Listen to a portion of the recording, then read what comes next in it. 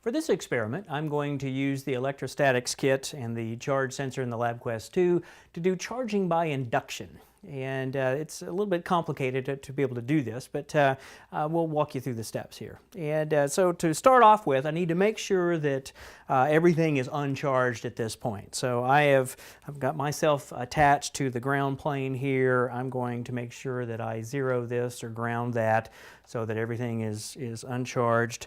My charge separators here, I want to make sure first are not charged, and so I'm going to blot them on the wet cloth here. It's a cotton cloth that's wet so that they don't have any excess charge.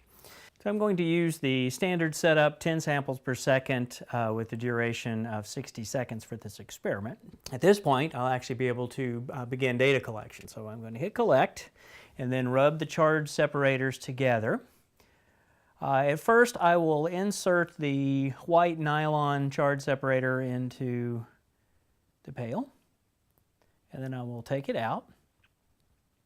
Then I will insert it again, only this time I'm going to let it go there for a second, and I'll attach the ground wire to the inside of the pail for just a second, and then take the ground wire and put it back, and then remove the disc from the pail. If I put the disc back in again,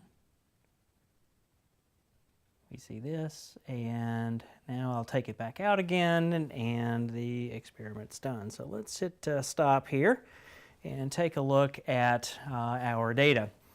So at this part, this is when we've inserted the nylon disc into the pail. So we see that it goes up, and it's been similar to what you might see in other videos, but so it goes up there and then it drops back down. And so now we stick it back in there, and at this point we go and we touch the inside pail with the grounding wire, and so that it goes and now is at ground potential.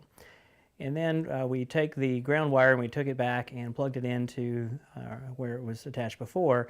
And now when we remove the charge separator, all of a sudden we end up with the pail showing that it has a negative charge, a net negative charge. If we stick the charge separator back in again, then it seems to go back towards zero, and then if we move it, it goes back down. So what's happened here is that we've actually moved electrons from the ground plane to the inside pail by attaching it to the ground. And so they actually move there, and so when we move the charge separator, we actually see that the pail is now charged, but is charged negatively, and we did it using a positively charged nylon charge separator. So we've seen some examples of how we might use the charge sensor.